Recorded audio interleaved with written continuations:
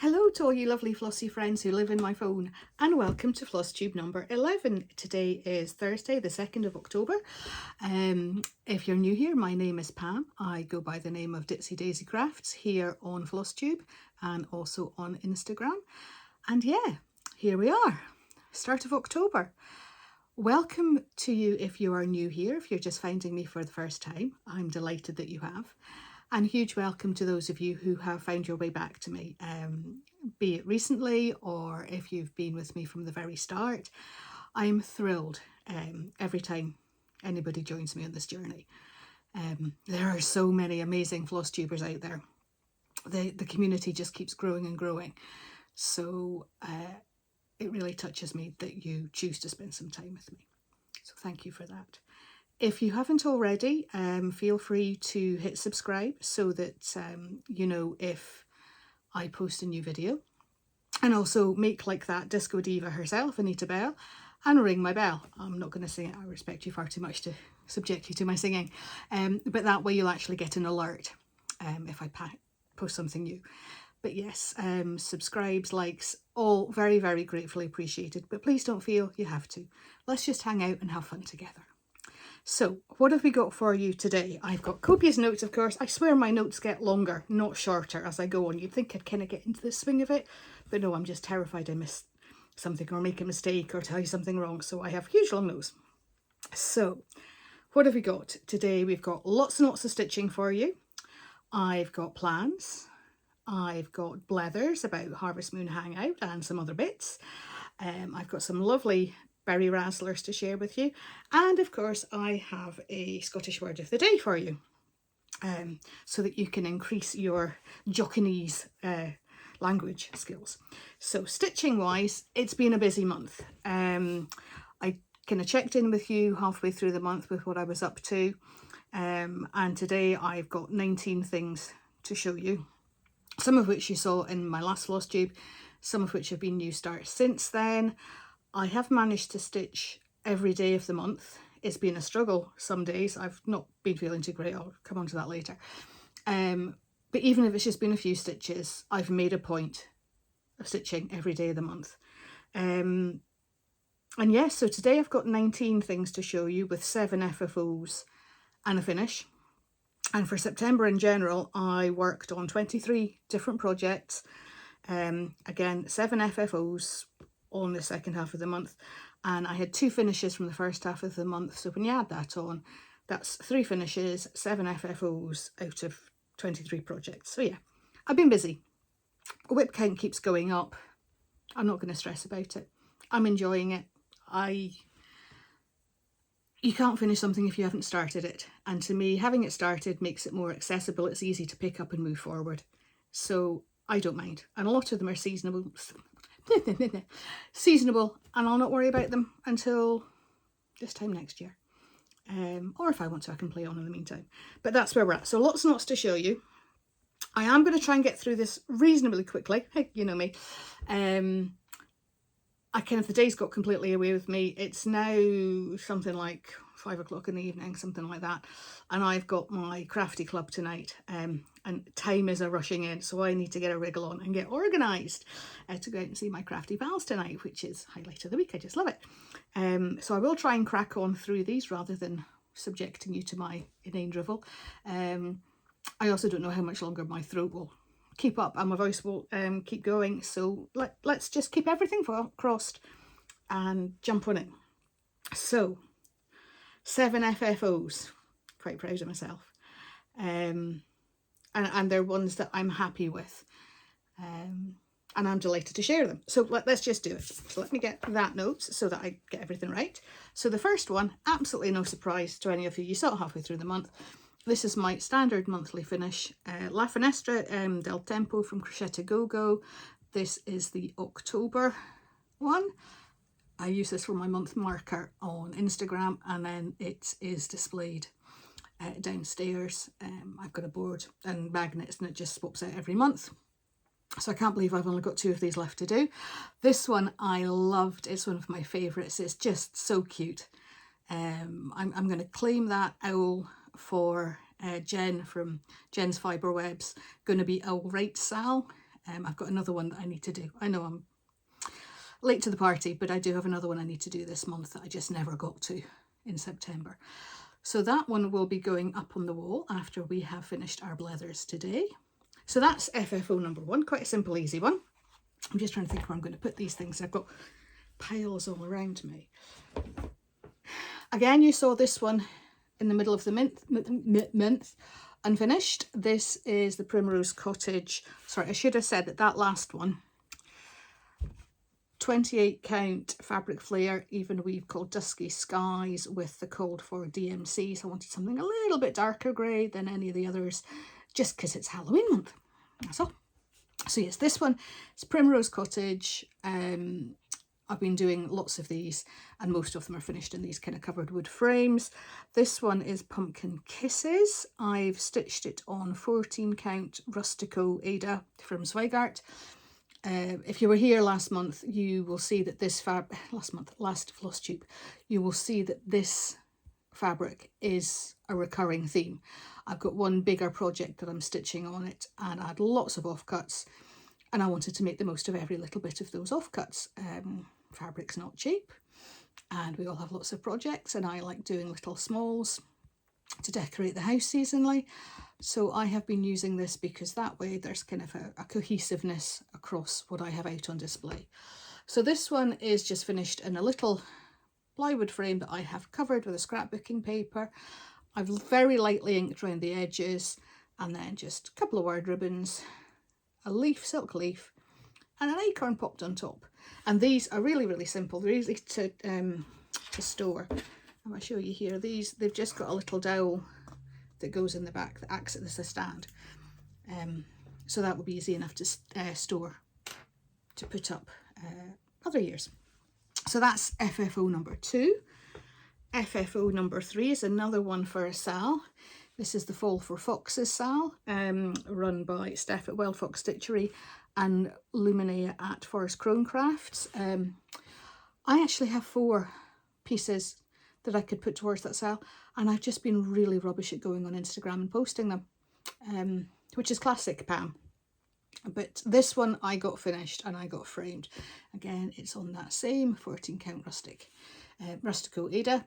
This, I'm sure pretty much all of you will recognise, is Fox and Butterflies from Max Pigeon, from his book. I've seen lots of people stitching it this month for the stitch along on all sorts of different fabrics, and each and every one is beautiful. It's just such a gorgeous chart. I just love it. I absolutely love it. So simple, not something up there.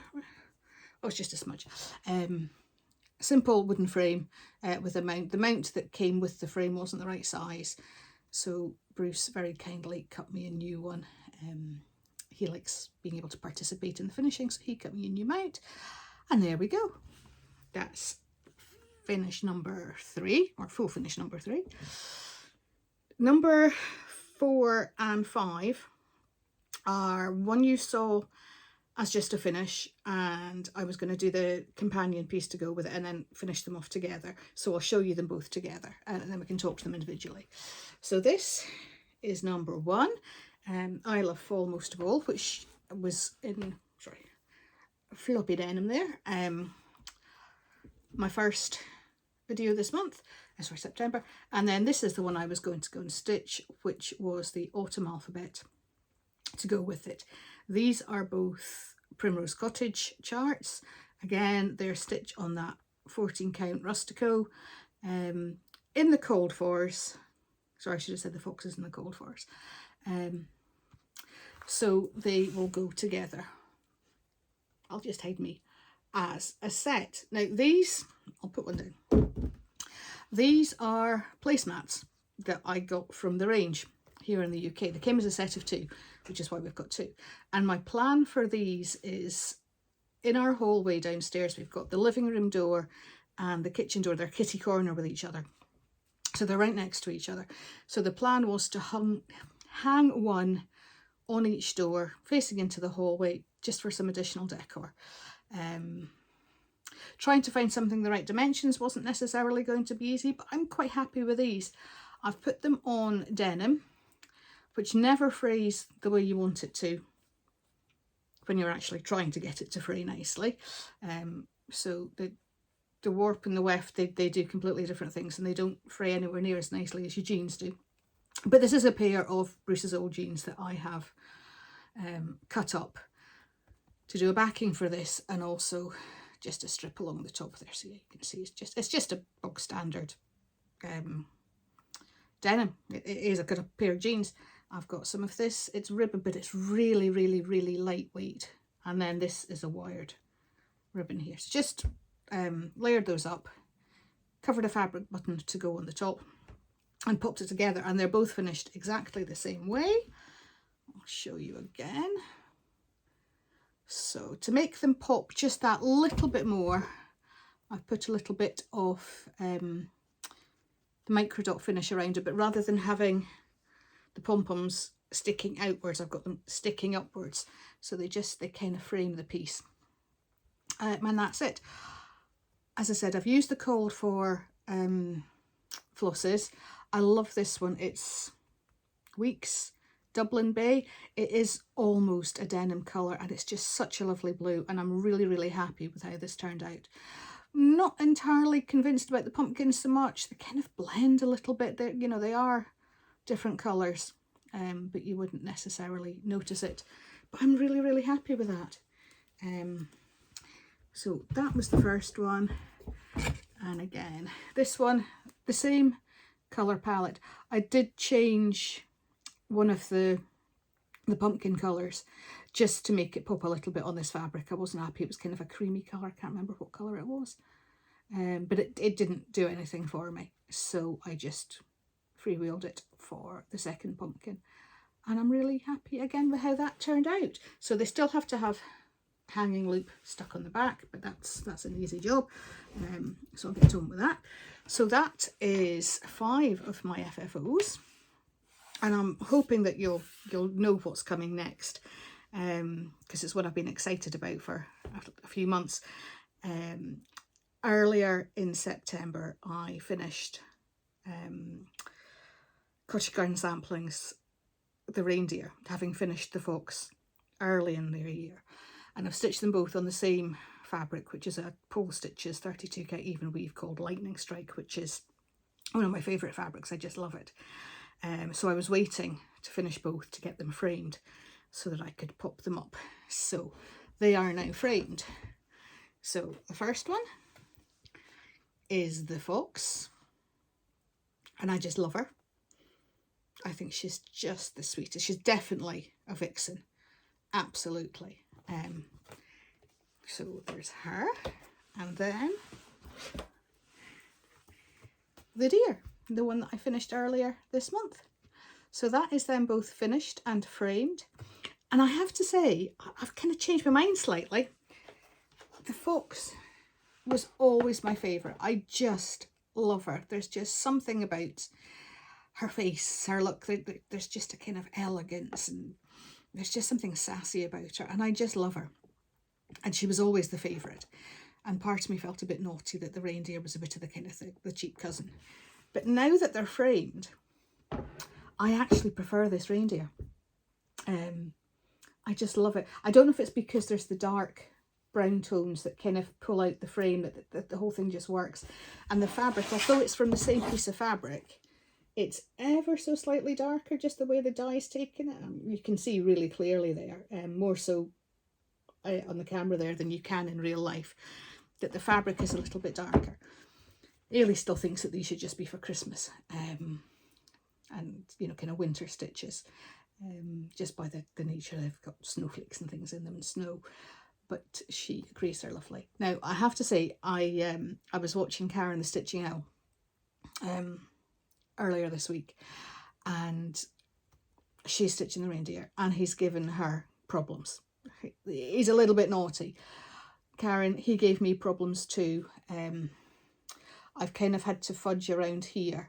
Something went wrong here, and I didn't realise till I was further up, and there's no way I was going back, and I couldn't actually pinpoint where it had gone wrong, so I just made it up. So I completely understand you feeling a little bit annoyed with the Reindeer and putting him in timeout. He is a bit naughty. But I really, really hope that you and he can find a way of getting on, because he's lovely when he's finished. So there we go, 7 FFOs in a month.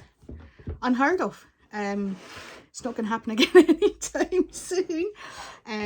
So yeah, I've now got a huge pile of things to try and unclutter. Sorry, I'm moving things across my desk and I'm aware that the noise is probably driving you mad. I'm very sorry. So yes, that's my 2 cottage garden samplings that I've been really, really excited about finishing. And yeah, they'll be going up now that I've shown them to you. So yeah, I did say that I also had one full finish that I hadn't fully finished, and that one was this. This is Little House Needleworks. Sorry, I had a complete blank there. Even when I was looking at my notes, my brain just... I'm doing a set of 9 of these, so I'm not finishing them off until they're all finished. I asked Bruce to pick a random number between 1 and 9. He picked 2, which is this one.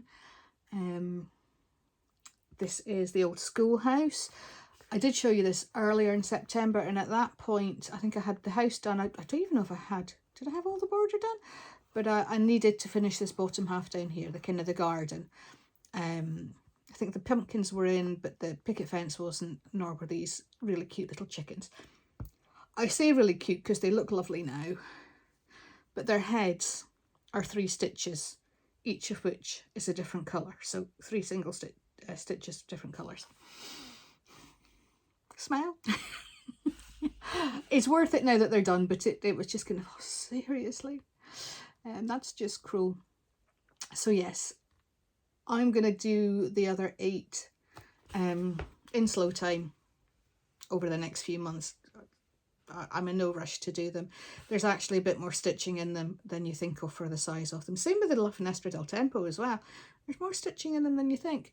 I'm swithering now about the next one to do. Ailey, I asked her to, again, pick a random number other than 2. And I can't remember what number she picked. But it's got a little red truck and a flatbed truck, like an old Ford truck. And she's got a soft spot for those, particularly with Christmas, kind of Christmas trees in the back and a couple of Labradors if possible. Which was just, it was the ideal choice for her. But I'm also tempted with another one, which has pumpkins in it in honour of Flora from Stitching by the Shore. Her, what's it called? What's the name of the...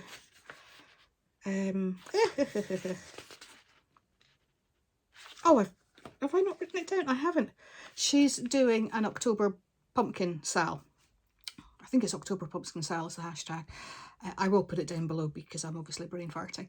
It's her birthday in October, so every October she celebrates by stitching pumpkins, and she invites us all to join her in stitching pumpkins, and she's been doing this for a few years. So I have got at least 2 pumpkin projects that I've saved from September purely to do in October to celebrate Laura's birthday. But there is one of these that's got it's got pumpkins on it as well, that I'm tempted to make that my next start, just for that reason alone. We shall see. I'll maybe negotiate with Ailey about that one. So yeah, that is 8 finishes in September. I should move that bit of paper out the way because I've got another one that's got new starts. I had 4 new starts this month. Actually, I had more than 4 new starts. I had, where are we? 1, 2, 3, 4, 5, 6 of those 8 FFOs and finished or new starts as well. So yeah, 6 that were SAFs, is that right? Starts and finishes, and then another 4 new starts. And the first will come as absolutely no surprise to you because I've been talking about it for weeks. It's the Gathering Acorns SAL that I am stitching with Tommy from Tommy Creates, Jason from Jason X Stitches, and Martina, the German stitcher. We all started this on the 22nd of September, or around then. You all need to tell me off. I have been talking for weeks about Monday the 21st. Monday was the 22nd. I think I had looked at the calendar on my phone when we'd been like chatting, and I'd kind of be going back and forward between a chat and that, and I think it had defaulted back to July when we were talking about it, because the 21st of July was a Monday, and I think it had gone back to the current month rather than September, where I should have been looking in advance. I think that's what it is. But anyway, it started. The four of us have started it. We're all kind of doing our own thing with this chart, and we invite you to join us and do your own thing too. I know Tommy has gone in a completely different direction colour-wise, and it's really vibrant and it's fabulous. Speaking of Tommy, she's just released her latest video. You need to go and look. She gives us a sneak peek of her first design, and it's beautiful. The colours, it's beautiful. So yeah, that's Tommy Creates. I'll link it down below. Go and have a look at her first design, at the sneak peek of it, and yeah, I'll be getting it, that's for sure. But yeah, getting back to this. So this, it's a start along as much as a stitch along. No pressure, absolutely no pressure. Do it in your own time. I got a big start made on mine because I was like, right, crack on, and I'd get 1,000 stitches in, because I wanted to make a really good start so you could, you know, see it start to come together before I put it down and moved on to something else. So this is at 1,023 stitches in this, which I'm really happy with, because he, you know, his whole form has started to come together. You can absolutely tell what he is. I'm stitching this on 28 count fabric flare even weave called Maple, which it's kind of browns and orangey russet colours. It's, yeah, there you go, it's picking up quite brightly there. It's a Lakeside Needlecraft exclusive fabric. I wanted it on a 28 because I wanted him to be that size. I didn't want to go as far down as a 32 and have him shrink slightly. I'm stitching him in the called for flosses so far, apart from I've changed this kind of browny greys down here. When I pulled the floss for it, they were kind of green colour, and I'm like, he looks like his tummy's foosty. No, we're not having that. So I have changed those to kind of a more, they're like a beigey browny grey. Same kind of tones, brightness, that kind of thing, but just not green. So I'm happy enough with it, but I'm not. As I said, I'm stitching with the cold for, which is DMC's, apart from one fancy floss, which is, I've completely, oh, it's gone.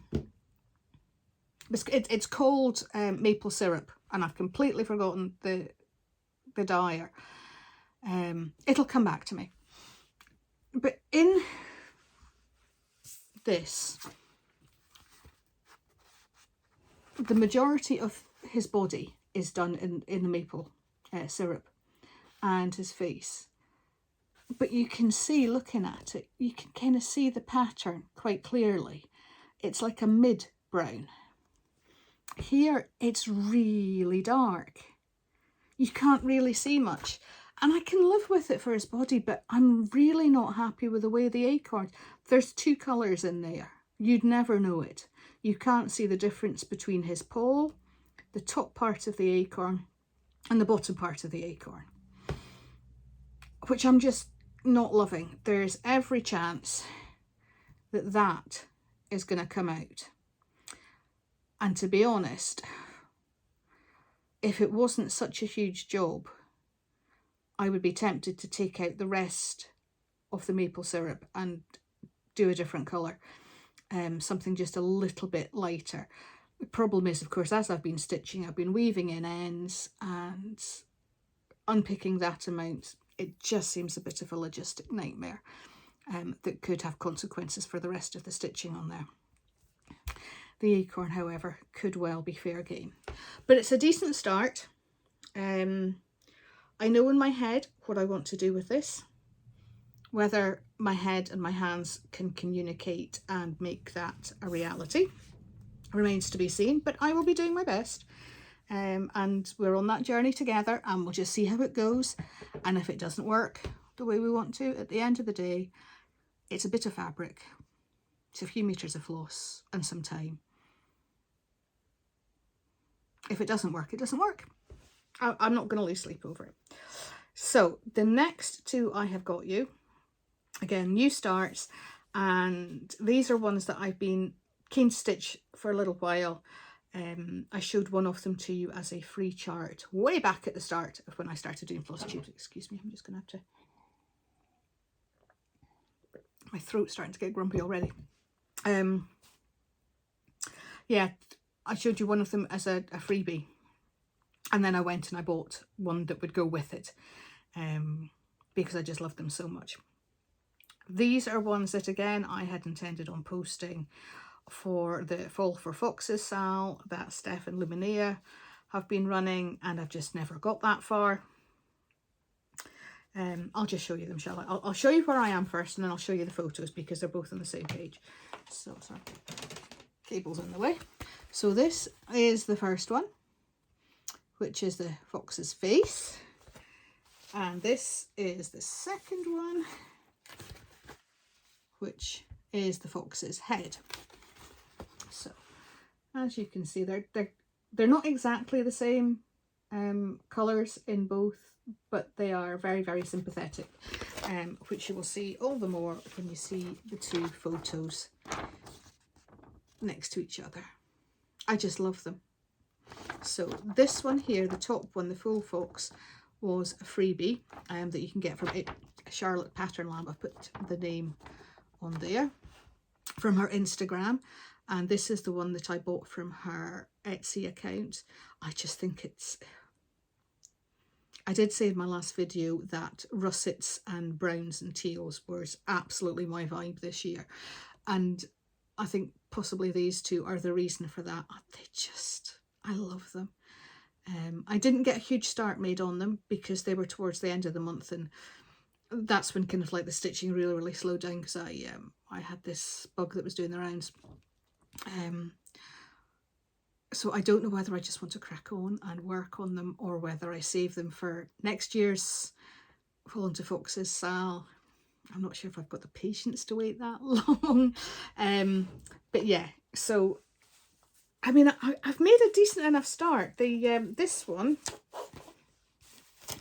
I've put 466 stitches in, which is 11.4%.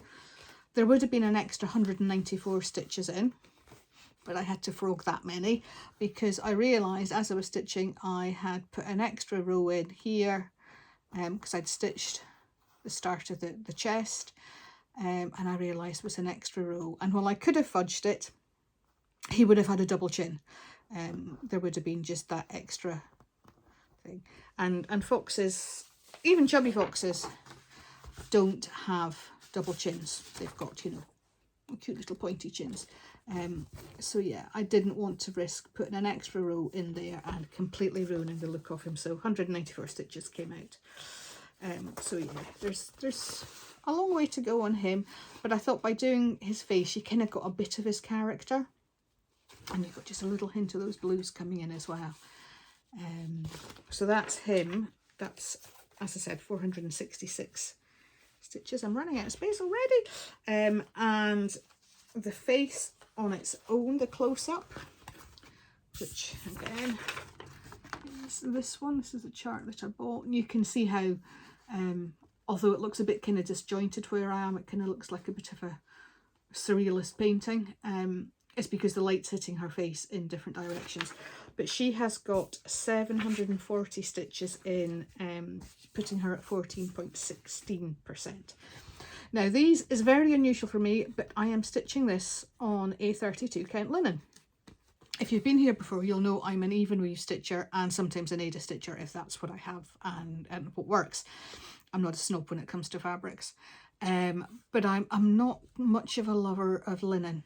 I'm not a slub fan, and I don't know, even weave just feels a little bit more substantial. I trust it. Some of the linen fibres are so incredibly thin, they just look like they could snap. And I love the regularity of even weave. But this the fabric, it's a 32 count linen. I have no idea where it came from manufacturer wise or what it's called. It looks like just a raw linen to me.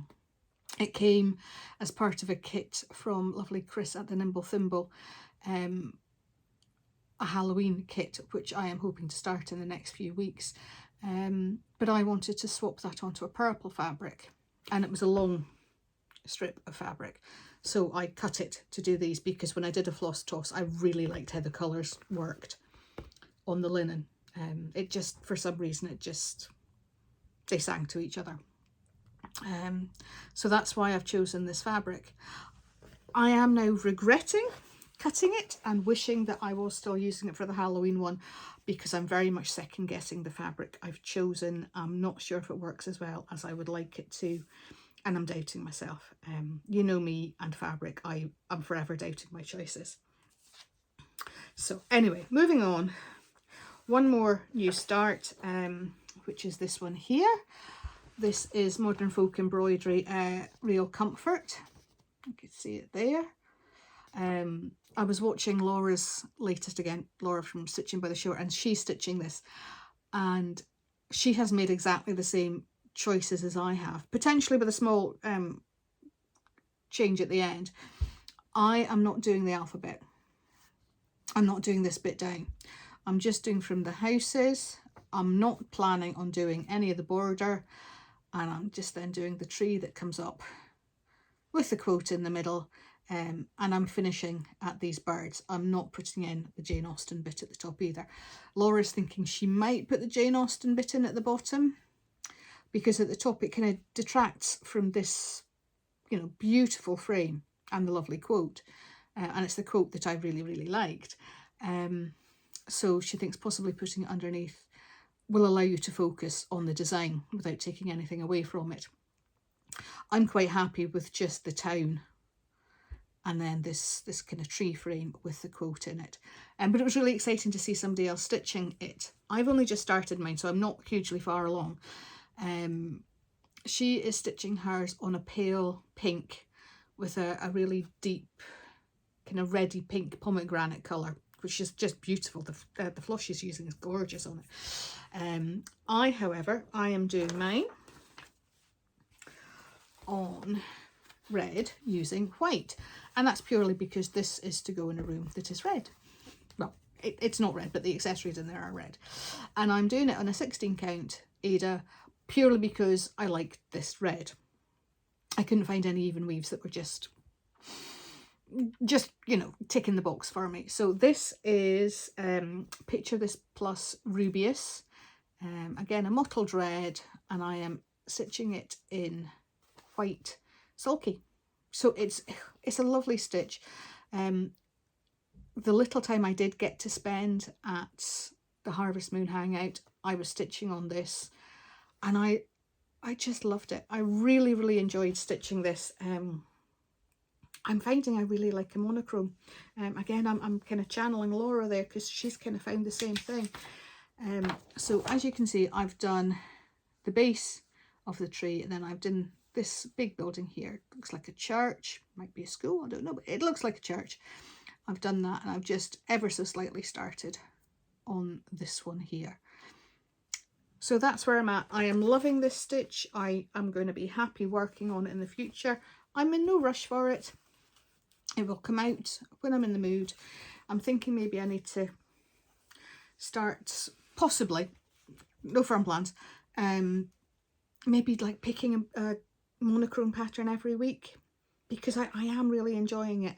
And I have a couple of others on the go. They're seasonals, but I also have others I would like to start over the next few months. So nothing immediate, but possibly in the future. You might see that on a kind of a monthly basis if I start doing that. So moving onwards to my whips. First one I've got for you is a Christmas whip. I decided a couple of months ago that I've got so many Christmas and Halloween whips that it would make sense to allocate one day a month to work on one of them, even if it's just a couple hundred stitches, just a little bit of progress in the right direction, chipping away at it. or at them. It's going to take years for them to be finished in the best of times, but it's, you know, how do you eat an elephant? One bite at a time. Same kind of thing. So this month's Christmas stitch on the 25th was this one, Merry Christmas, My Dear. So from Country Cottage Needleworks. Now, if you watched me last month, you'll have seen that I worked on the companion piece for this last month. Most wonderful time of the year. So I thought I would keep it even and work on this one this month. So this is where we are at. And what I did this month is I added in the words, the writing. That's all I did. Didn't make a note of the number of stitches, but it is at, where are we? 39.37%. There's a fair bit more stitching in this one than there is in the other, so perhaps this one should get a little bit more attention. This is stitched on 32 count Petty Point light top Lagana from Zygarde with the called for, no, I'm not, it's not the called for stitches, I'm telling you porkies, please excuse me. It is from threads from Stash, and again I'm using the same threads across both pieces, but I love this fabric. It's not always the most fun to stitch on. It's the dots are printed on top in kind of like paint, so sometimes you have to push through the paint with your needle, and also they can be a little bit boggling for the eyes, especially stitching the white. It dazzles my eyes. I don't know why, but it just confuses my eyes. But yeah, I've left spaces on the Christmas trees. I haven't filled in the ornaments because my plan had been to go in and put beads in for those, and it's still no idea. So that was my Christmas stitch for September. Similarly to the Christmas stitch, I do my Halloween stitch, and that's on the last day of the month because there aren't 31 days in every month, so it's just the last day of the month. So on the 30th of September, I worked on Lizzie Kate chart, Betty Von Broomstick. No, Betty Broomstick. Why do I call her Betty Von? She's Betty Broomstick. There we go. She's a stand-up. And I am stitching her on the called for fabric, which is a Weeks Dye Works 30 count linen in carrot. It's actually a delight to stitch on. It's like stitching through clouds. It's lovely for somebody who isn't a linen stitch. But this one doesn't have anywhere near the same number of slubs and variegations in it. It's much more regular. So stitching it on the cold with the called for flosses. There's a bit more stitching in it than you would think. So this is where I am at. I laugh every time I look at her. I feel so sad for her. Poor Betty has alopecia. Yep, she's a baldy girl.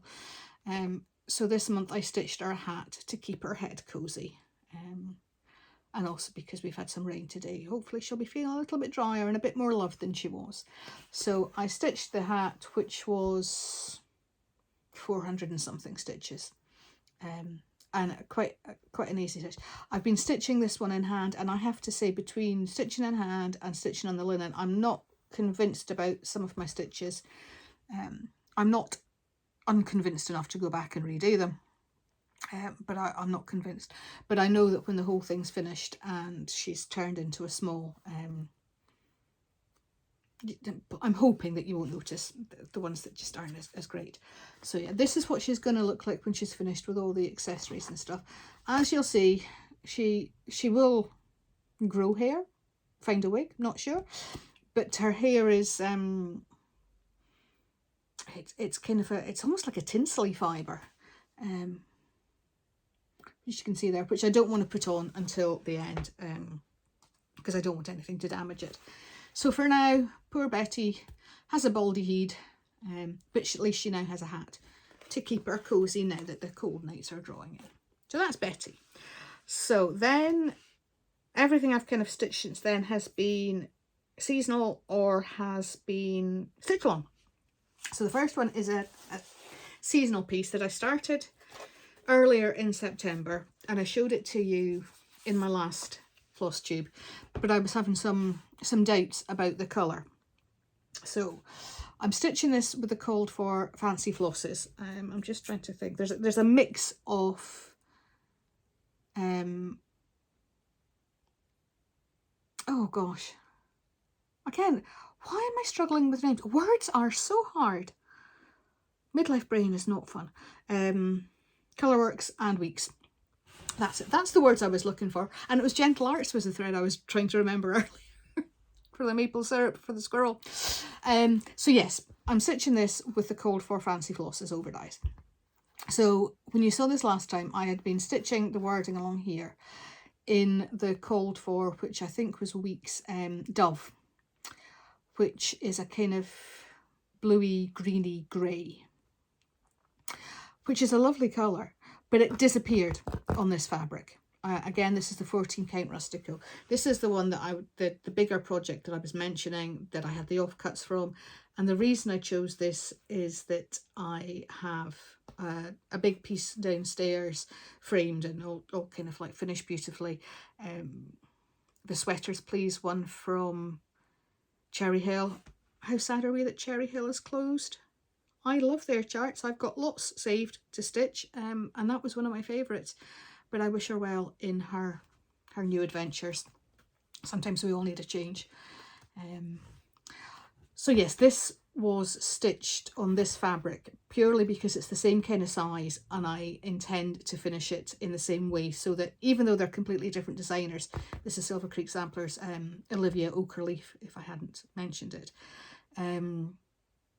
because they're kind of the same kind of size and the same kind of tones, they should sit nicely alongside each other.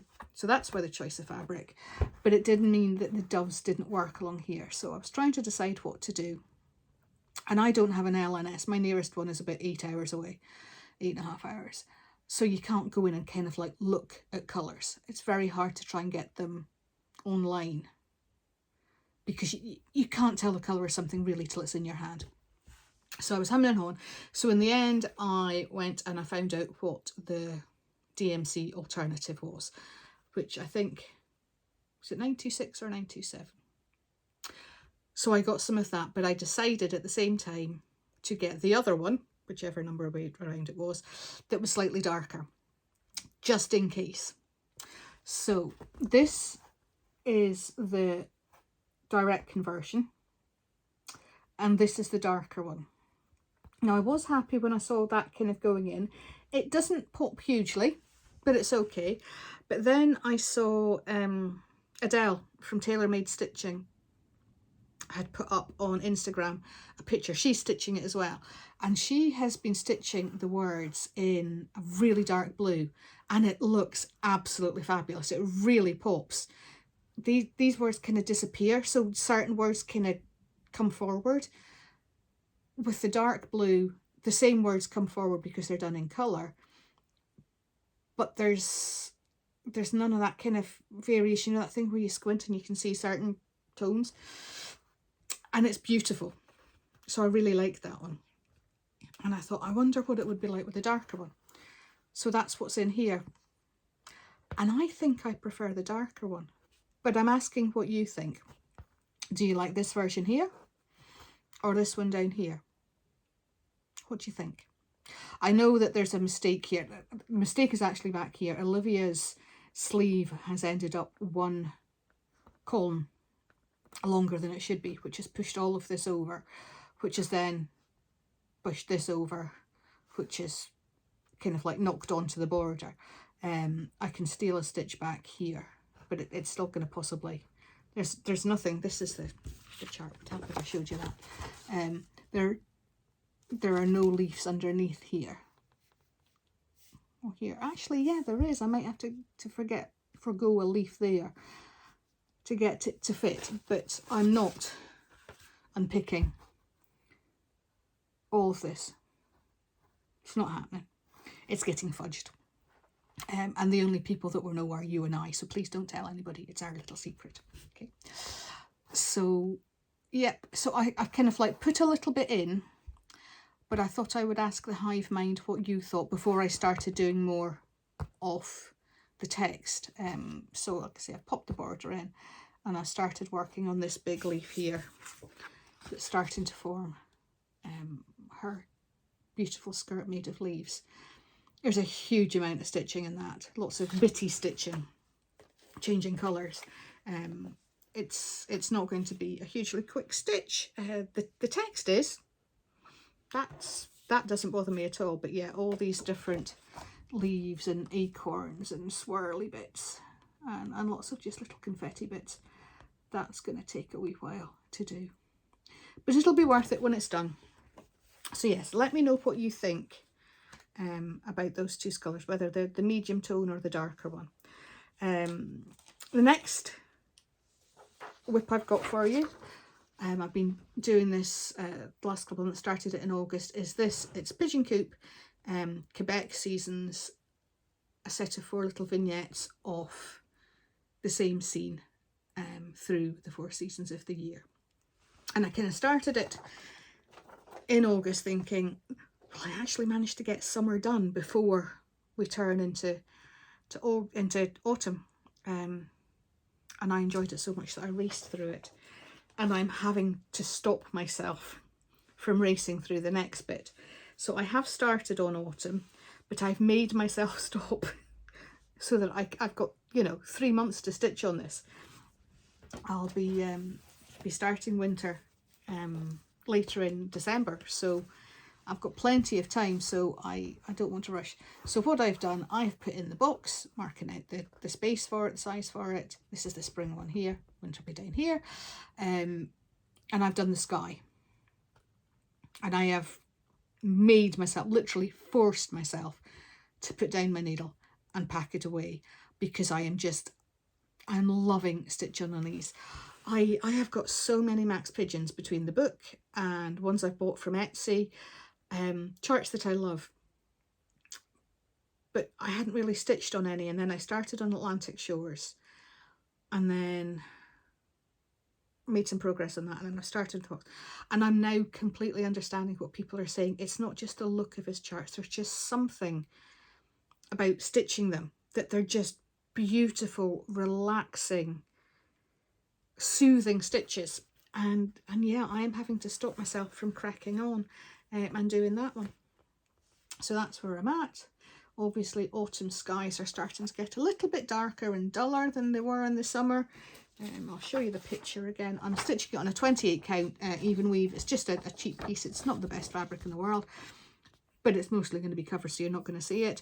So as you can see from my version of it, as I've said before, I've changed the orientation up slightly.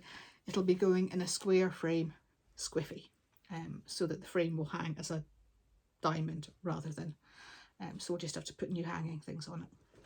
So that's that one.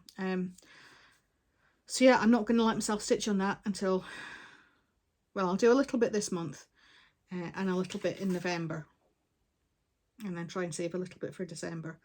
I suppose I could almost divide it into 4 areas still to do. So the next one I have got is actually my longest standing whip. And there's a reason for that. And as much as there's a reason, I don't really know why, because it's a chart I love. And it's this one. Crocette, a GoGo's Autumn in the City.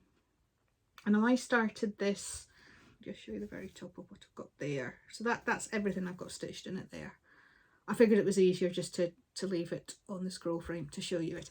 I started this in March 24, and I had started it prior to that.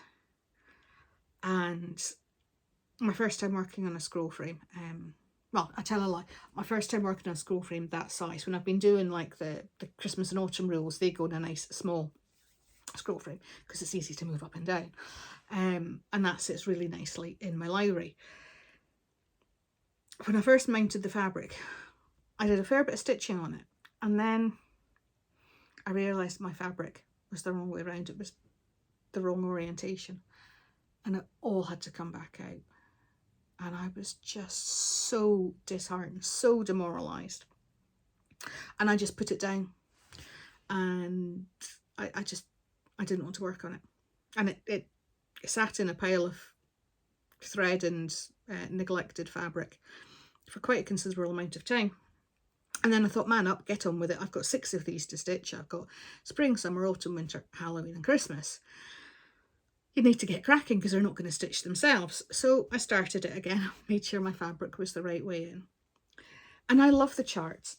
I love all of them, all 6 of them. This is what we're aiming for here. It's not the best photo or best printout because the chart it's like A5, the size of it. But I got this digitally. So yeah, I just love it. So as you can see, I've been working across, I'm a centre starter. I've mostly finished this row. I think this block I've still got a bit more to do, but certainly this too. And I've started doing the grass above, and I've done a little bit of the border at the bottom. But I've just got a mental block about it, and it's breaking my heart because I love it. I just love it. I think, if I'm honest, the scroll frame might have something to do with it. I can't find a way to stitch that's comfortable. I've got it on my Lowry with the extending arm, which gets in the way when you're trying to stitch it. You know, it's at the back. And yeah, I can't get comfortable. I can't get my shoulders. I have problems with my shoulders at the best of the time, off the back of a car accident from years ago. But I'm finding I'm tending to get tennis elbow as well. And I think that hasn't helped because I just I can't get comfortable. So I think maybe I'll take it off the scroll frame, which annoys me because I like seeing, you know, the size of it and the whole thing come to life. But I'll maybe try that. But I don't know, I've just got a mental block about it. But I did do a little bit this month, not a huge amount. I really just did. I couldn't face the thought of doing the twiddly white border. So I have just, I'm showing you the back, I apologise. I hope the back's not too embarrassing. So yeah, I've just done some of the grass along the top. Some that was easy, required no thought, just nice repetitive border to try and get back into the groove of it. But I only worked on it in one day. I feel really bad because I love it, and I can't wait to see all 6 of them framed and all the wool together. I'm stitching it on 28 count light top even weave, and I have all the fabric cut and edged ready to go, all 6 the same, so that they speak nicely to each other. That was something I did as I found my way back into cross stitch, before I realised how many beautiful fabrics were out there, and part of me regrets it. If I had my time over, I would do it on 32, and I would probably do each one on a different fabric. I'm not restarting it, and I'm not going to waste that fabric. I'm just going to carry on as planned with the called for DMCs. If you want to see a much better version of it, a much further on version of it, you need to go and see Felicia at Mouse Potatoes Designs. She's much further on with the autumn one, and she's now got her Halloween one back into rotation as well, Halloween in the City, and she's finished spring as well already. She's changed up the colours in the autumn one. She's thrown a purple in there, which is just, it works so well. She's really good at that kind of stuff. I'll mention Felicia again later. And her Halloween one, she's got changes of colour, she's got glow in the dark threads, everything. Yeah, have a look at Felicia Mouse Potato Design. She's got one of them, the autumn one, and her latest Flosstube, which I'll come back to. And then you'll have to look on Instagram for the others for now. But if you want to look and see how they should be done, and what they'd look like when done by somebody who knows what they're doing and doesn't have a mental block about it, that's where to go. So yeah, that's all my standard whips. The only 2 I've got left to show you are, you see them every time, stitch alongs. So I've got this one, which is a stitch along I am doing for Catkin and Lily's Anything Stitchy, that's being run over on her Patreon account. I said before, she's got a fabulous Patreon, go and have a look. So a lot of people are doing the Primrose Cottage stitching rolls, but it's Anything Stitchy. I didn't fancy stitching that, so I'm doing this one. This is my big toe, Time to Stitch a Serenity-ish Prayer. I've showed this to you every time since I started it back in July, and I have now finished the top border. Now this, as you can see, has got 6 lines, 4 lines of text and then a border at the top and bottom. The stitch along that they're doing has 7 pieces. So I've got a little bit of leeway because I'm kind of doing the 6 rows. So I'm not sure where I am with that fitting in with everybody else's, but I'm happy with where I've got to. And this is it here. I'm stitching this on 32 count fabric flare even weave. This is grey swirl, not grey squirrel, grey swirl. I'm very sorry. Which you can see quite well here. It's slightly more muted in real life.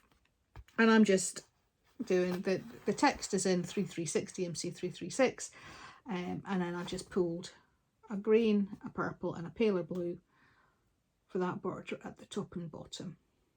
I keep second guessing myself about my choices, but they're done. They're coming together okay. So yeah. And the last piece of work I've got to show you is my Emerald City stitch along. Are you ready for this? I'm up to date. I have finished part 2 and I have started part 3, and I have got until the 13th, so middle of the month, next time you see me, to finish part 3. I've still got a fair bit of stitching in part 3 to do, so I'm not promising that it will be done by the next time you see me, but I'm a hell of a lot closer than I was before. So this is the stitch along I'm talking about. It's an owl forest embroidery stitch along. It's a free chart available on their website. They have loads and loads of lovely free charts. They're incredibly generous. This is a previous stitch along that they ran back in, I think it was 2019. It's already divided into 11 parts, making it perfect for an 11-part SAL. So kind of like within a year you'll have it finished.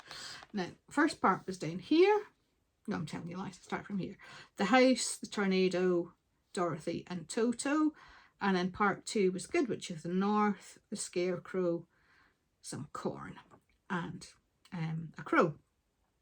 The last time you saw this, I had got as far as here, the Good Witch of the North, and that was it. I think I had the crow in, but with glaring gaps, because all of these different elements and the flowers I am leaving till the end, because my intention is to put beads in, and I don't want to be putting beads in as I go. I want to come back and do that all at the end, just in case they get knocked or damaged or anything like that, and anything bad happens.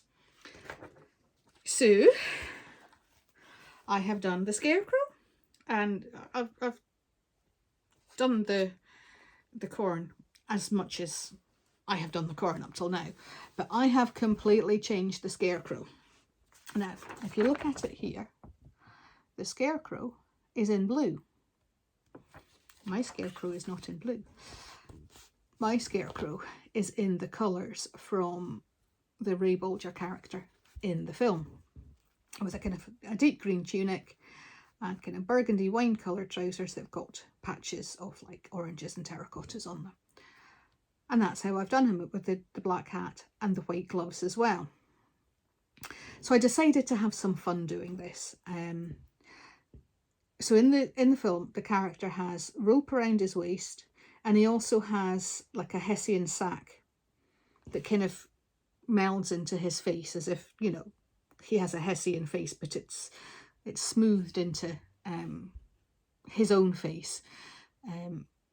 And then he's got like a black nose, which is obviously, if you were doing a Scarecrow and you were marking the nose on the fabric, although it does look kind of a bit frostbitten. And he also has rope around his neck to hold the Hessian bag, you know, to his neck to make him have a face, a head. I didn't want to do the rope around his neck because I just thought it was far too sinister for a lovely whimsical piece like this. But I made the rope to go around his waist like a little belt. I've plaited some floss, and he's got straw sticking out in all sorts of random places. My worry is, for those of you in the UK, you'll know what I'm talking about.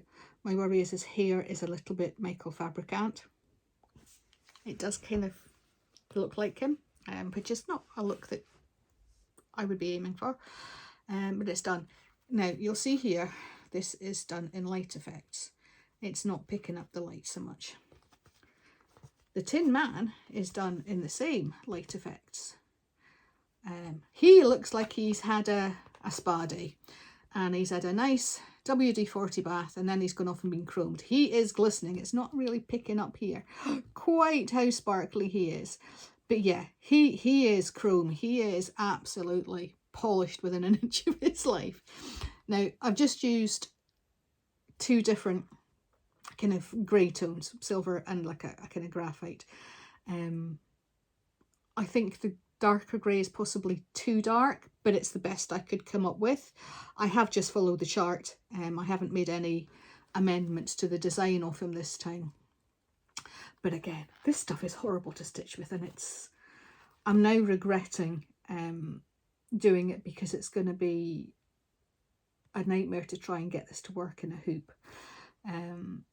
But again, I have left, I'm going to do the corn in beads. Yeah, there's more corn down here, and then there's the flowers. But then I've got the Cowardly Lion to go in here, and then a big bit of Yellow Brick Road. So I need to get cracked on with them. So that's it, 19 pieces of stitching for you. I need to watch my time. I'm blethering far too much. So let's just see where we are. Done all my stitching, talked about all that. So yeah, let's talk about plans next. So plans moving forward for October. I'll have a drink for this. I need to get those 3 stitch alongs worked on and hopefully up to date. So that's the Gathering Acorns, the Emerald City, and the Time to Stitch. Those 3. I have set pieces for the Emerald City and the Anything Stitchy Catkin and Lily one. So it's kind of nice to know what I'm aiming towards. Gathering Acorns, as I said earlier, is a much more relaxed stitch. We're just going to do it as we feel like going along. So I'm just going to pick that up and play with it and just see how I get on. I've got so many things I need to stitch on this month. I'm not going to put pressure on myself with that one. I want to enjoy the process.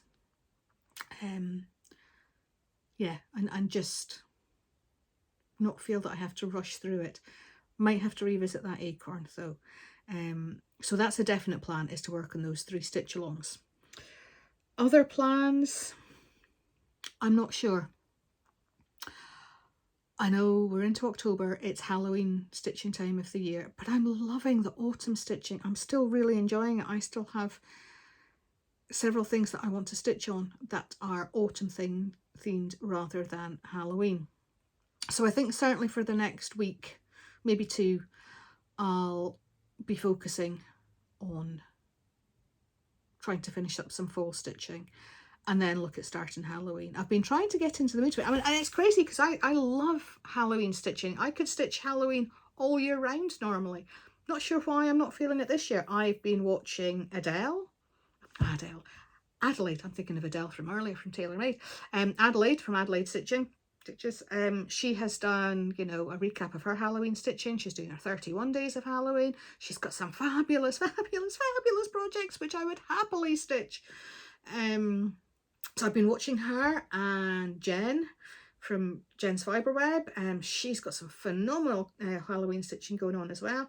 And I've been looking at all of these and other ones as well for kind of like inspiration to try and get me in that Halloween mood. I'm not necessarily spooky, but spooky.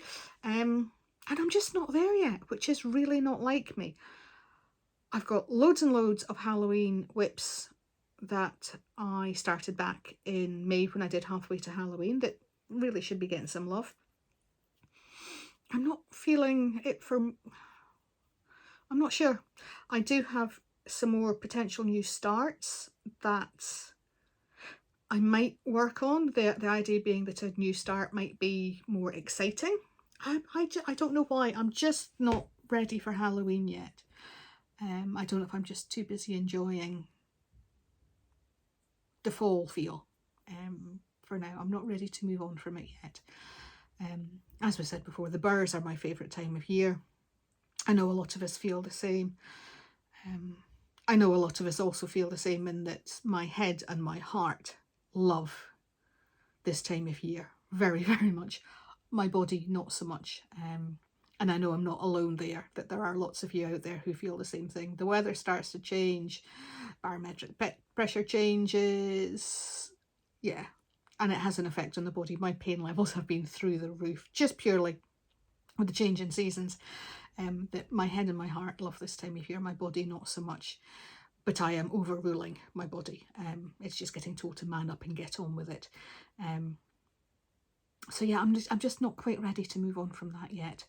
I'm hoping that Halloween, that bug will hit me soon, and I will crack on with some of the projects I've got, possibly some of the new starts I've got. So yeah, that's it. I'm not sure. I think next time we speak, it'll be fall stuff I'm sharing with you. Time after that, hopefully there'll be some Halloween in there. I've got potentially 12 new things that I want to start. I kind of sat and scribbled a list of things that could happen this month, and there's 12 things that would be new starts on top of the existing whips. I might start, well, certainly I would like to start and finish maybe 3 of them. Small things. I've got my Finestra I must do. There's another couple of bits I want to do for Laura's October pumpkin stitch along for her birthday. And then there's some other bits that I know definitely won't get finished, but I'm just going to take it as it comes. I'm trying to be better about not making firm plans and just go where the mood takes me. I'm not always good at that. I like being organised. I like a good list. I like ticking things off said list.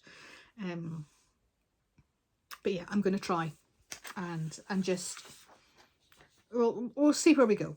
So that's my plans. So let's move on to the lovely people who have razzled my berries in the last couple of weeks. Now, I have to say again, I've said this every time, and it just gets worse and worse every time. I'm so far behind with Flosstube. I think a lot of it, and I'm not blaming it on this at all, and I'm loving it at the same time. Having Ailey home, she's normally around through the day. She works in the evenings normally, so my routine is completely, by the time she's gone off to work, Bruce is coming home. I don't get peace and quiet for my normal routine, and I am missing that. So I'm not getting as much time to watch Flosstube as I would like. And at the same time, the number of Flosstubes I want to watch is growing exponentially. I found people that, are really established Flosstubers that I've just not come across. And then there's all the new ones. There's so many people. So I think, as much as I'm frantically trying to catch up, I think my watch later list has still got over 200 on it. So I was having to think to myself, and I was thinking, I think I need to get rid of all those. I need to go through and make a note of the names of the Flosstubers that I want to watch, because some of those I'm sure are superseded with new videos. And I'll make a list of the people I watch religiously, the people who I follow, who really enhance my life, be it by their stitching, their creativity, their humanity, their humour. People I watch for lots of different reasons, but who I watch every time. I'll have a list of those, and I will continue watching all of those people, because they really do add to my life, and I consider these people friends. I'm very, very blessed to have met some of these people online, and people I would never have met in real life. They're now important to me, and that will never change. So there's that list, and then I'm going to write a list of the other people who I haven't had the opportunity to watch yet. And I'm sure there's names on there that are really big names that are people are like, what do you mean you don't watch so-and-so? Because there's only so much me to go around. I could be watching Flosstube 25 hours a day and still not scratch the surface, because there's so many phenomenal accounts out there, and it's growing.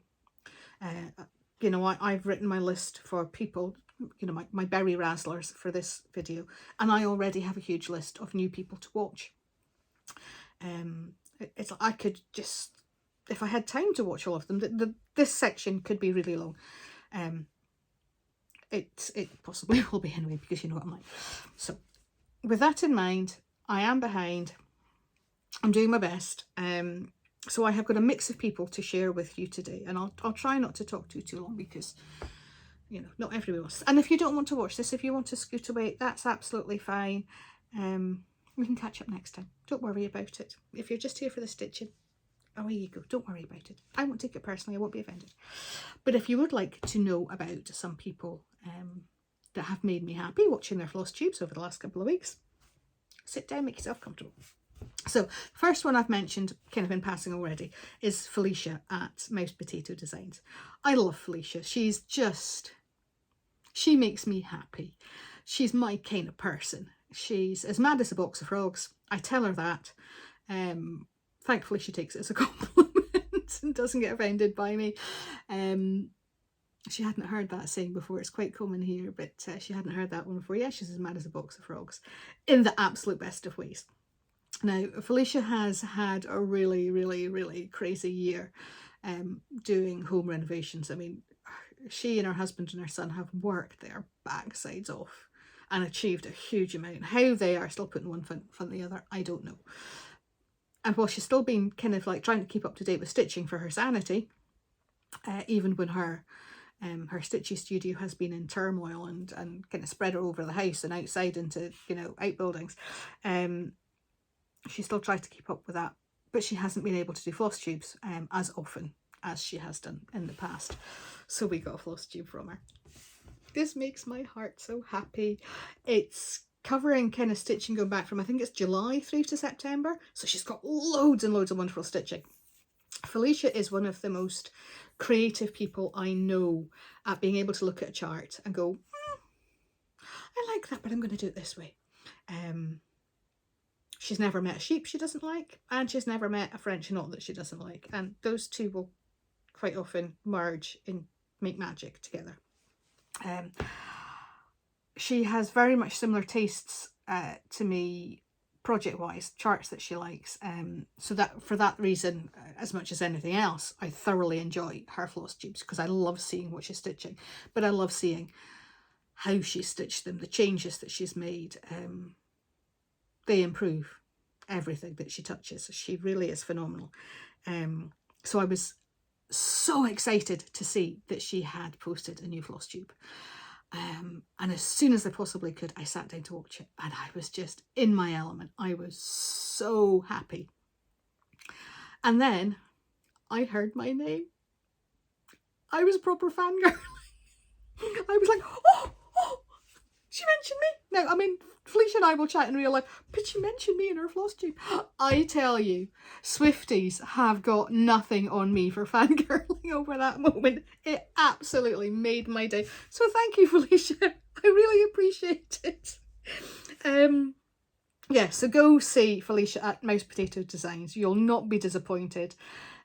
She has fabulous stitching, fabulous plans, and just a little bit funny as well. She's a giggle. She is a giggle. I love her outlook on life. So Felicia is a very established floss tuber with a huge floss tube following. Rightly so. She is phenomenal and she deserves it. And the next couple of people I've got are also really well established floss tubers who, again, have huge followings. How on earth have I missed them?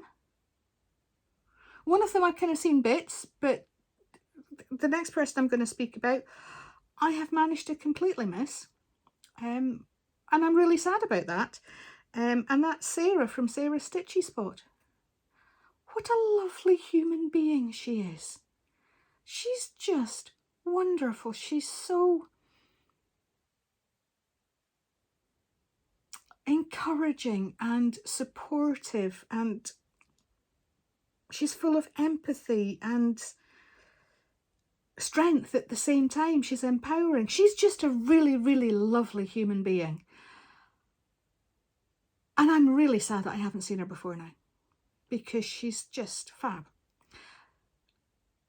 So I left a comment on the floss tube I'd watched, and she replied saying, oh yes, I gave you a shout out. back at the kind of like the start when I was first floss tubing. And that just made me feel even worse because I didn't know. I'm kind of like trying to find my way around these things. You know me, I'm a technical doofus. And I've kind of recently, well, not quite so recently, discovered that there's a way that you can find out people who have mentioned you. I can't often remember how to find that, but I know it's there. But yeah. So I feel really, really bad that I missed that. And also that I've had this time in between where I could have been watching her. She's a joyful, joyful person. Exactly what the world needs right now. I found her through Tommy Creates. Although when I was watching her, she mentioned Oh So Sarah, and I'm thinking, if I had Sarah talking about her, so I probably have, and it just hasn't registered. But I found her now, and I love her gentle strength, and like I say, that's empowering empathy that just radiates from her, and the joy of stitching and in celebrating other people's stitching as well. She's stuck with me now, whether she likes it or not. I particularly loved her. She's got some beautiful stitches. She's doing a Tisket to Tasket from Rosewood Manor. And it's fun because I had just been admiring that chart because Tommy was saying how Rosewood Manor is kind of, she feels as one of her favourite designers, that it just, you know, she really resonates with her charts. And I've been looking through because I know of some of them, but not all of them. And I hadn't seen a Tisket to Tasket before. And I was like, oh, that's beautiful. That's really gorgeous. I really like that. And then lo and behold, Sarah showed hers, and it's stunningly beautiful. I don't think I'll ever stitch it. It's huge. It's huge, huge, huge. All of their charts are huge. It's an awful lot of stitching, but it's just beautiful. So I was very, very excited to have seen the chart and then found such a lovely person stitching it as well. So I'm sure most of you know Sarah from Sarah's Stitchy Spot, and her wonderful kind of blues song that her husband wrote and sang for her at the start. Just makes me smile. So yeah, so she's somebody who I have just found, and that infuriates me, that there's such wonderful people out there, that there are, you know, it's like finding a needle in a haystack sometimes, that there's just, there's so many people that yeah, it's overwhelming sometimes, the amount of choice. And you don't always have these people come in front of you. The algorithm gods are very, very fickle. I don't quite know how they think sometimes, but there we go. So the next person I wanted to mention is another lovely, lovely person and very well established floss tuber. That's Karen, the Stitching Owl. She has such a sweet, gentle soul and a very kind of understated humour. That when you listen to what she's saying, she's actually got a real warmth and funniness to her in a very gentle, respectful way. She's lovely. I mentioned her earlier. She is the stitcher who was having problems with a misbehaving reindeer, the Cottage Garden Samplings reindeer. So she was talking about that in a video I was watching. But she had some brilliant stuff. I thoroughly enjoyed. She was showing us a patchwork cot quilt, crib quilt that she'd been working on with a panda on it. Now we've got a real thing about pandas in our house. Kind of we tease Bruce because, you know, he used to have black hair, and now there's a lot of white to it. He's starting to look more and more like Santa Claus. You know, he's black and white, and he's a big cuddly teddy bear, so he must be a panda. So one of his nicknames is Po from Kung Fu Panda. It's very appropriate for it. So pandas are kind of like an inside joke thing that we get excited about in our house. So this quilt was just like, oh, and I've said this before, I desperately wish I knew how to quilt, but I am far too scared to open up another black hole of another craft and fall down. I am bursting at the seams with what I've got in here already, and most of it, the paper craft stuff, I haven't touched in ages. I can't afford the space, the time, the brain power, the bank account for a new rabbit hole to fall down. But just seeing that quilt was fabulous. And she had some other really, really lovely cross-stitch things as well. She's doing a couple of owls, or more than a couple of owls, for Jen's Gonna Be Owl Right SAL. I've got one I need to do. I haven't started yet. There was the one in the La Finestra, the witchy owl. I've got another one that I haven't had a chance to start yet. Tardy to the party every single time. That's me. So, you know, she was showing a couple, and she's doing the Pigeon Coop, Snowy Queen, the snowy owl with its wings outstretched in flight, and it's beautiful. She's changing up the pattern slightly to make it so it'll fit in an oval, and it's absolutely gorgeous. It's so striking, really beautiful. And another project that she shared, it just put me back into the past and made me so happy. She's stitching a Christmas stocking with a chocolate point cat on it, and you see the cat from the back, and it's looking out the window, and in the distance, in front of the moon, you can see Santa and his reindeer flying in front of the moon, with the cat watching through the window. And as soon as I saw it, I just loved it. It reminded me, my aunt had a chocolate point Siamese called Fleur when I was a little girl, and she had a blue point called Dixie as well, and they were both rescue cats. You know, it wasn't that she'd gone and bought fancy expensive pedigree cats. They were both rescues, and Fleur and Dixie were the first cats I ever knew, and I adored them. I absolutely worshipped them. And Siamese cats are aloof, snobby little cats at the best of times, and they don't necessarily have the most easygoing character. So this, you know, little person who was like, oh, and just wanted to pet them the whole time, sometimes they got a bit fed up off and were just like, oh, seriously, you again? And off they would stalk, and I would, you know, I would have to, my aunt would say, just leave them be, they'll come back when they're ready, leave them be. My aunt and uncle lived only up 100 yards down the road from us, and they had no children of their own, so I was up and down, continually up and down to their house, and spent a lot of time there, and have a huge amount of happy memories from my childhood in the house with the two of them, in the garden. They had the most stunning garden, absolutely beautiful. I had the honour of being allowed to pick the first apple from the tree that they had in the garden on the first day of school every year. That was an honour held for me. Yeah, I have so many happy memories I could sit here and tell you about for ages, but I won't. But that stocking just put me right back to beautiful Fleur, who was just a stunningly beautiful cat, and Dixie as well. They were gorgeous, and it just put me right back. I mean, that started my lifelong love of cats, because I never, you know, the cats were there when I was a baby, so I never knew that house without those cats until, sadly, obviously, they passed away when I was a teenager, early teens. But yeah, that kind of started my love of cats. I mean, I love dogs too. I love all animals. I'm an equal opportunities animal lover. But that stocking, just as soon as I saw it, just put me right back to my childhood. So thank you for that lovely, lovely memory, Karen. I really appreciate it. So I just want to also mention, I mentioned her last time as well, Maggie from Homemade on the Ridge. Last time I was saying how she was showing us her fall decor in her floss tube. She popped another one up since with Halloween decor stuff and Halloween stitching. So again, even Maggie couldn't get me in the Halloween stitching mood, but it's worth a go and look at. So that's just in passing. Have a look at Maggie if you want some ideas for some different Halloween decor. So the other three people I've got to share with you, and I'm very conscious of the time. I don't even actually what the actual time is, but I need to be going. These are three new floss tubers that I have found.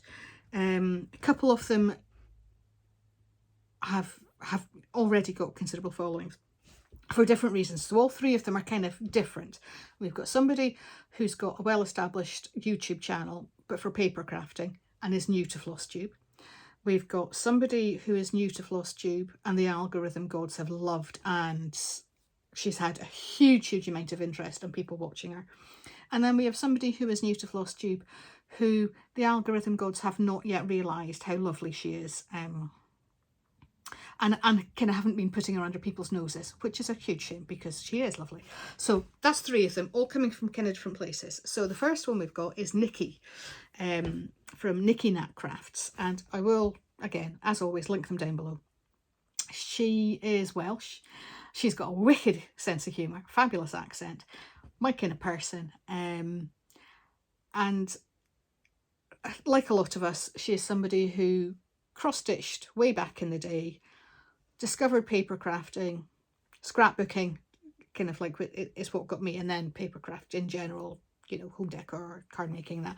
Started off scrapbooking, and then found their way back to cross-stitch. That's very much Nikki's journey. So kind of like I resonated with that. And also the fact that, you know, like me, she is a fan of a huge rainbow of cardstock. You can't see mine, it's out to the corner, but it makes me happy to see. Just love seeing all the colours. So she's currently got 4 videos out. They're all kind of around the half-an-hour mark, so way shorter than mine.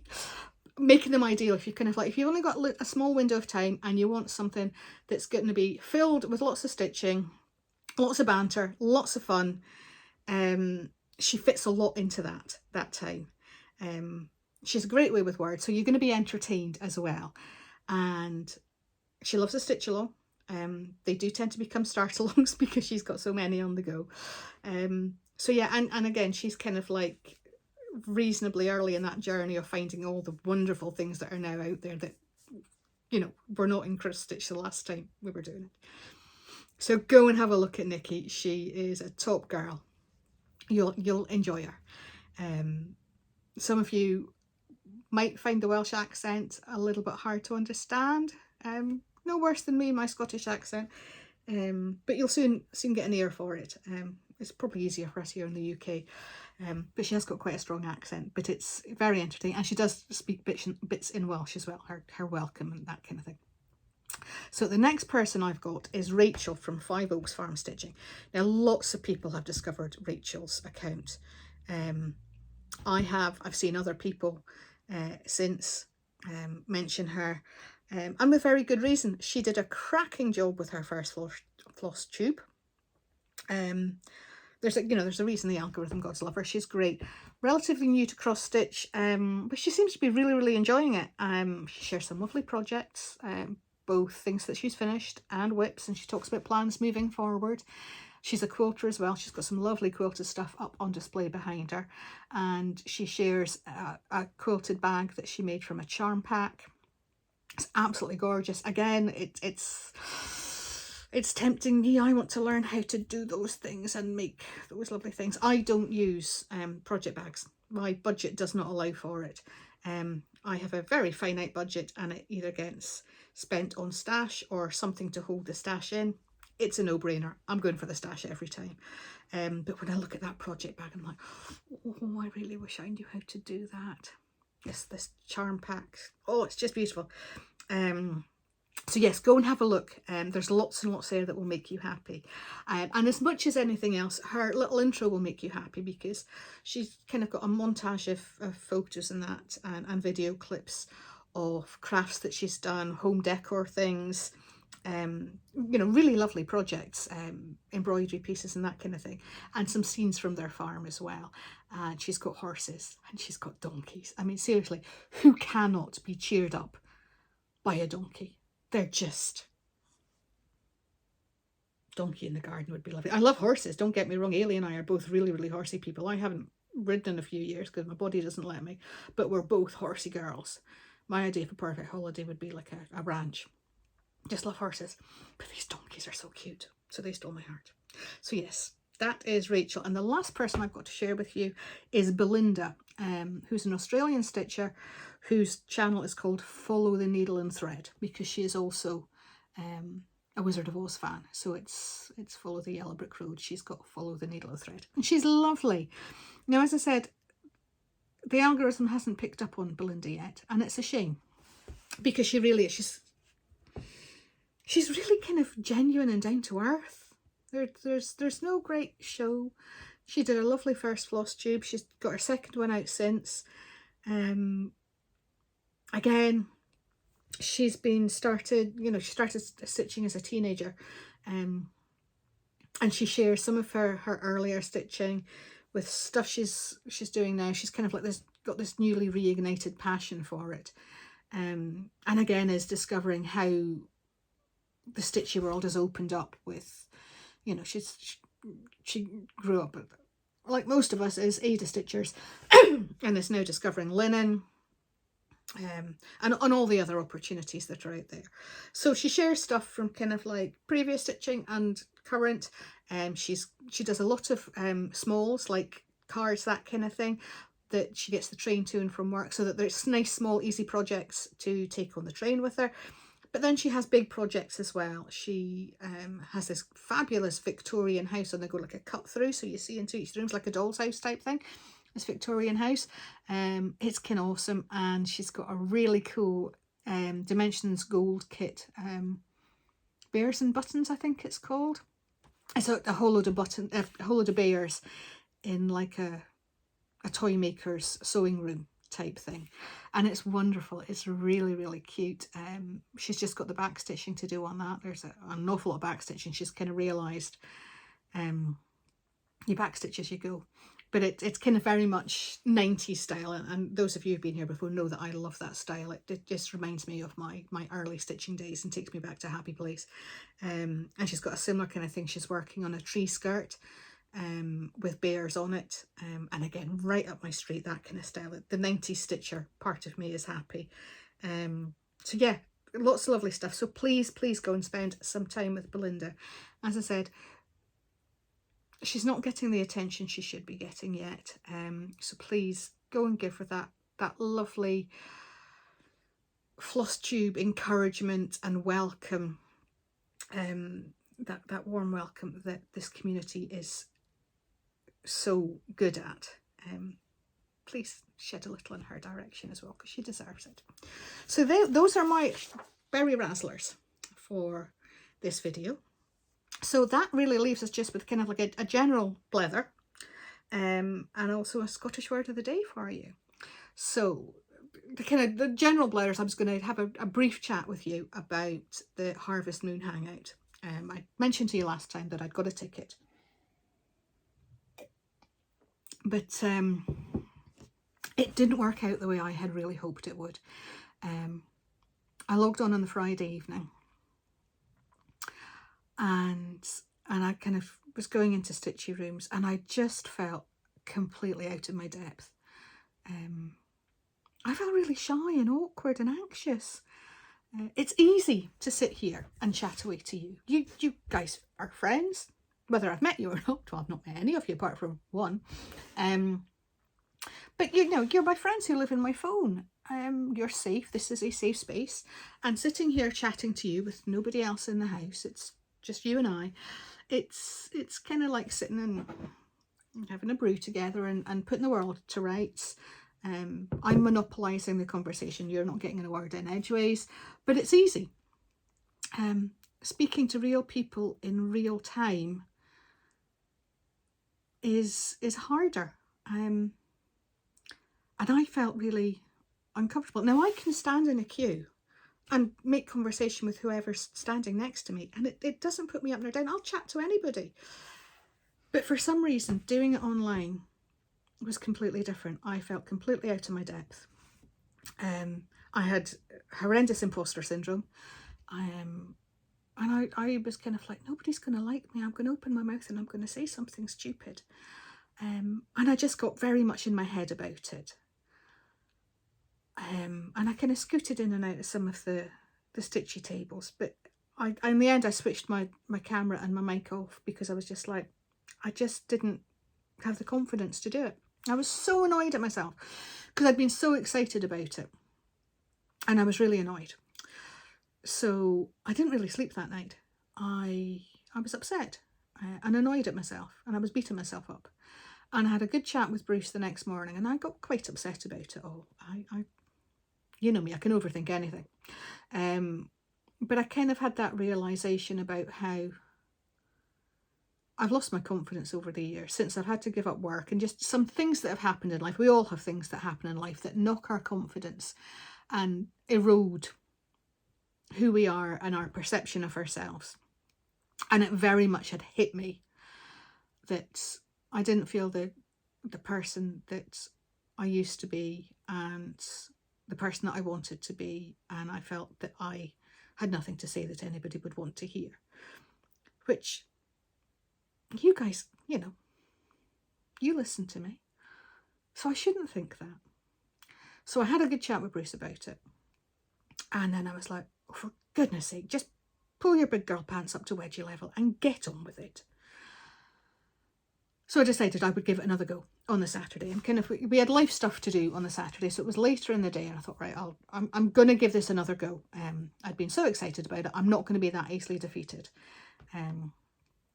But I'd been feeling worse and worse and worse through the day, and by kind of evening when we were sitting down to eat, I was feeling really rough. And I don't know if that had been part of what had happened on the Friday night, that I was already fighting something off and I just wasn't feeling myself.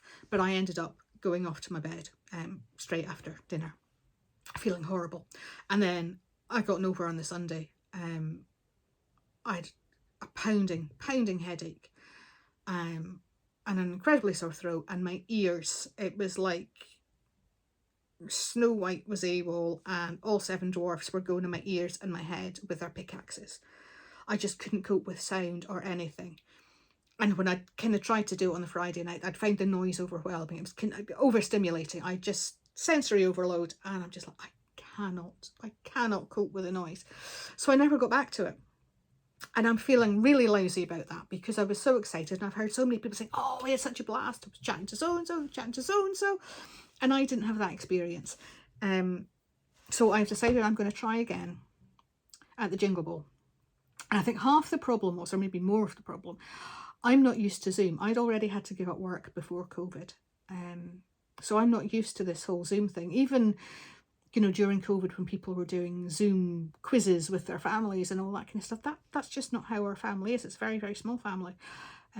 So it's completely new to me. It's completely alien.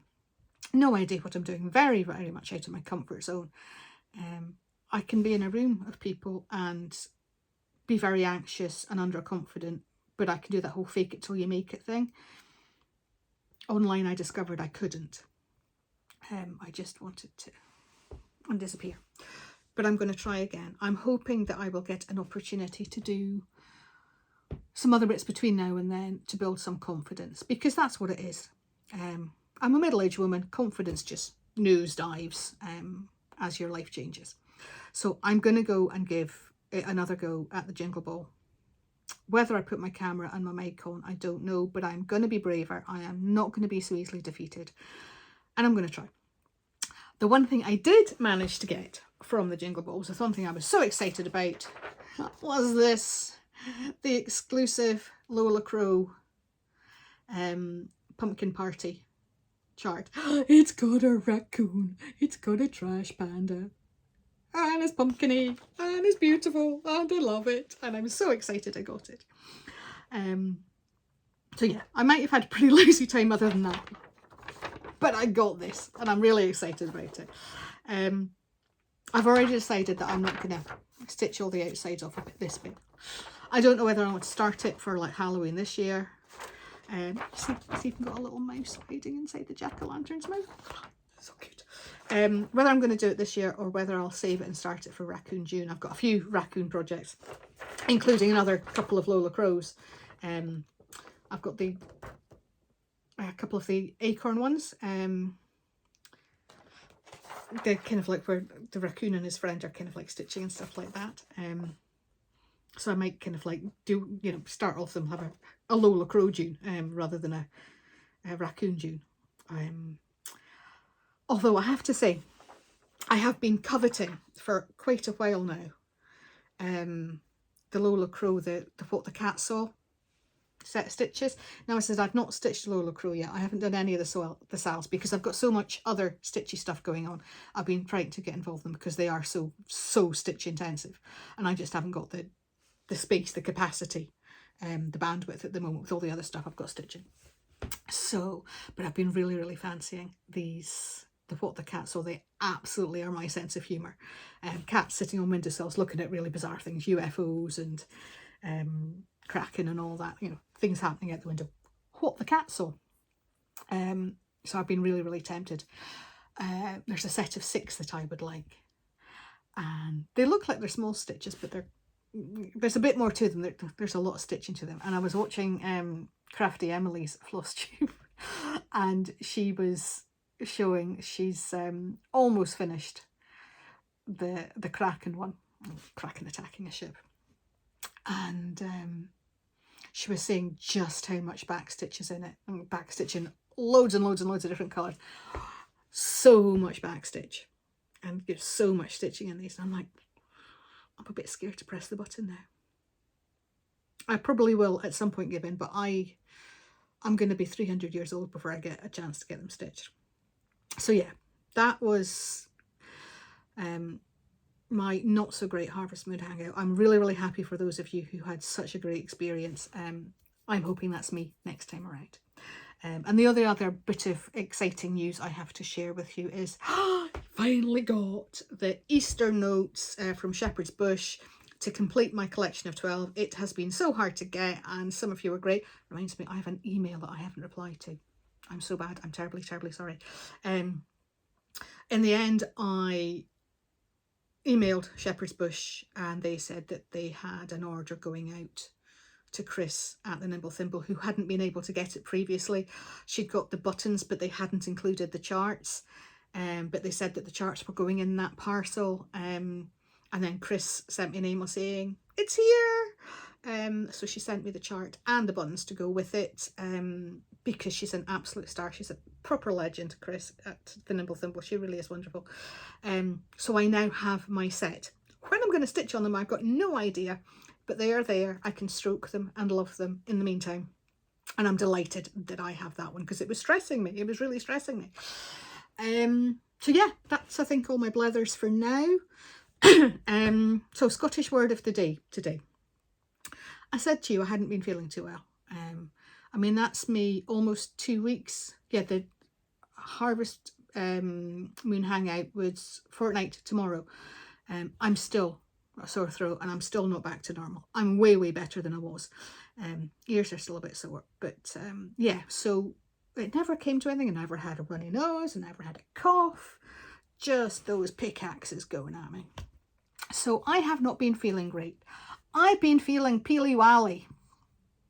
Now, peely-wally is, it's when you look pale and tired and poorly and not yourself.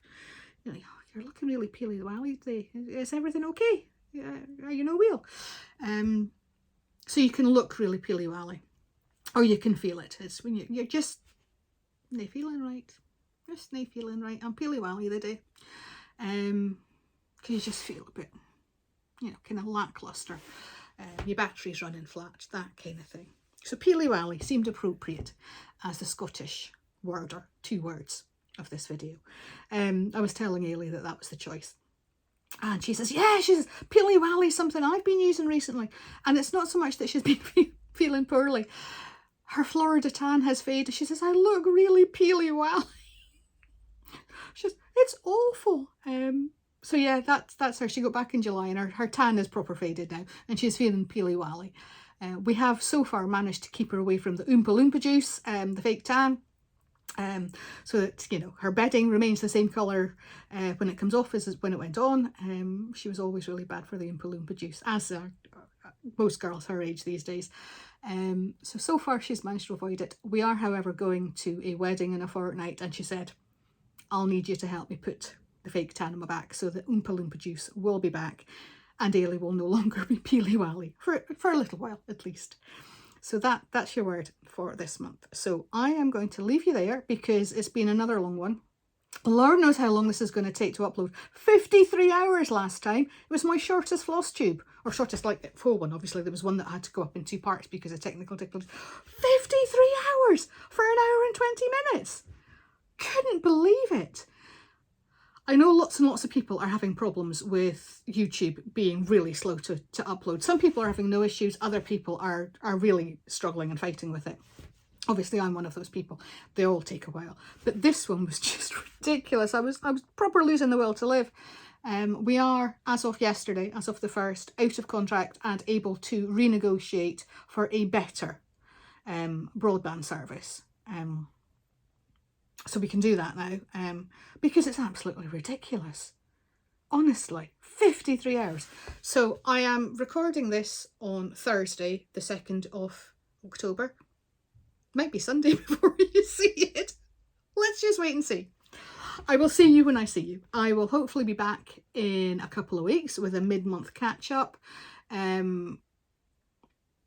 I'm not sure what day that will be, because I said we've got a wedding and things to try and negotiate around, and Ailey and Bruce have both got holiday. It's a Thursday wedding, so they've got the Friday off, so I won't get any peace and quiet until the Monday afterwards. So yeah, but certainly kind of mid-month I will come back and give you an update of where I am, if I've been sticking with autumn stitching, if I've found the Halloween bug, and I will hopefully have some new things to share with you. But in the meantime, I shall say goodbye, and I will leave you in peace for now. Take good care, look after each other, look after yourself, and be good, and try and get lots and lots of stitching done.